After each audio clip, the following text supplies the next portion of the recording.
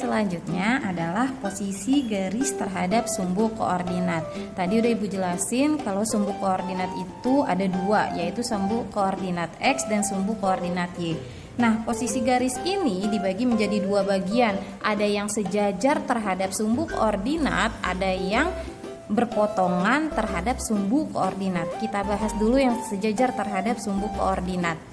Di sini ada koordinat kartesius. Nah, ini jangan salah ya. Ini garis G1. Nah, yang ini nih yang sumbu koordinatnya. Ini sumbu koordinat X. Yang tegak sumbu koordinat Y. Yang di bawah ini garis G2. Jadi dia punya dua garis dan dua sumbu koordinat. Nah, di sini mereka dikatakan sejajar terhadap sumbu koordinat karena G1 sejajar dengan sumbu koordinat X. Garis G1 sejajar dengan sumbu X. Begitupun sama juga dengan G2 sejajarnya dengan sumbu X. G2 sejajar dengan sumbu X. Kenapa dia dikatakan sejajar? Karena nih, lihat di G1 ini ada titik A, B, C, D, E.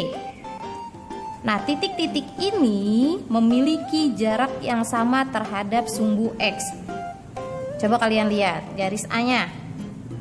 Titik A, berapa satuan terhadap sumbu X? 1, 2, 3, 4. 4 satuan. Yang B terhadap sumbu X 1, 2, 3, 4 satuan. Yang C terhadap sumbu X 1, 2, 3, 4. Semuanya berjarak 4 satuan. Makanya dikatakan G1 sejajar dengan sumbu X. Lalu yang G2 gimana? Sama. Lihat di sini G2 sejajar terhadap sumbu X karena di titik P ke sumbu X dia jaraknya 1, 2, 3, 4, 5. Titik Q jaraknya 1, 2, 3, 4, 5. Titik S 1, 2, 3, 4, 5. Semuanya berjarak 5 satuan terhadap sumbu X. Bu, kenapa sih kok nyarinya terhadap sumbu X? Ya, karena dia sejajarnya terhadap sumbu X.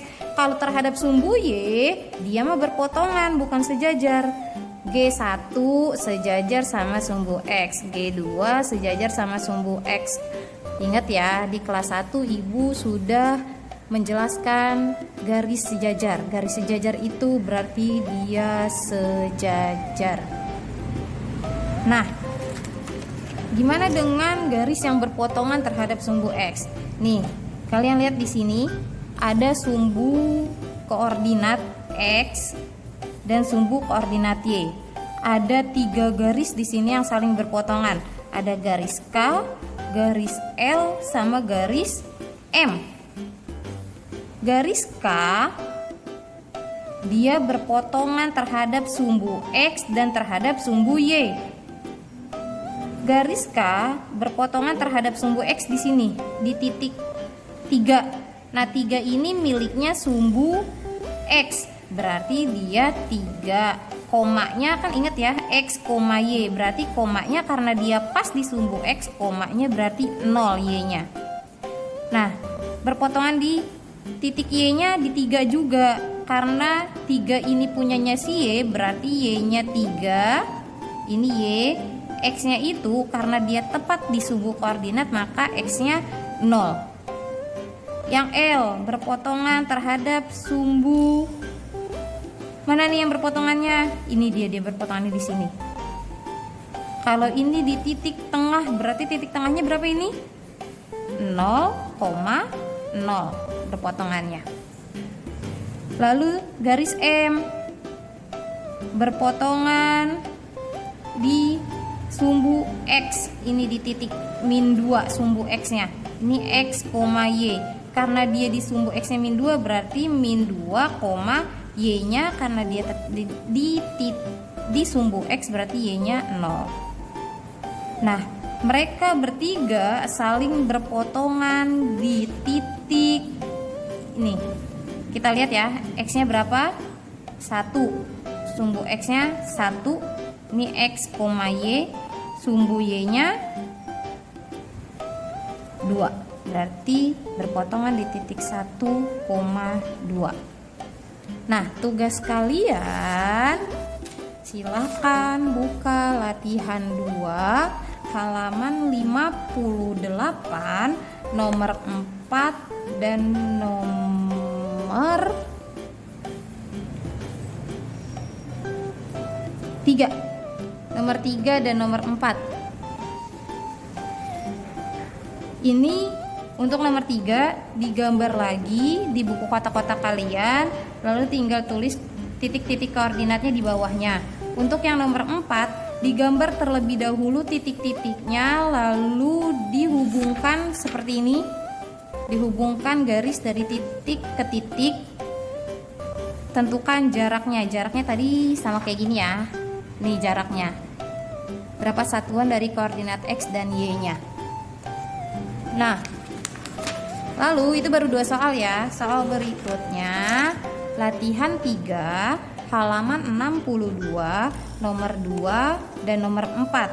Untuk nomor 2 sama, ini digambar dulu koordinatnya di titik-titik koordinatnya digambar, ditaruh di koordinat kartesius, lalu tentukan dia sejajar atau tegak lurus atau berpotongan.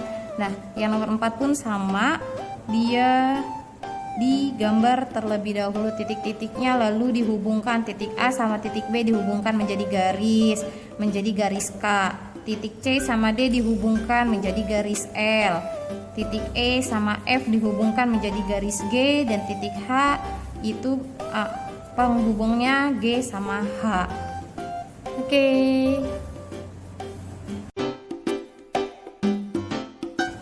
Nah, sekian materi pada pertemuan kedua ini. Jangan lupa dikerjain tugasnya, dimasukin ke kotak tugas. Berarti dia masuk ke kotak tugas 5 di kelas kecil F0 Matematika 8. See you.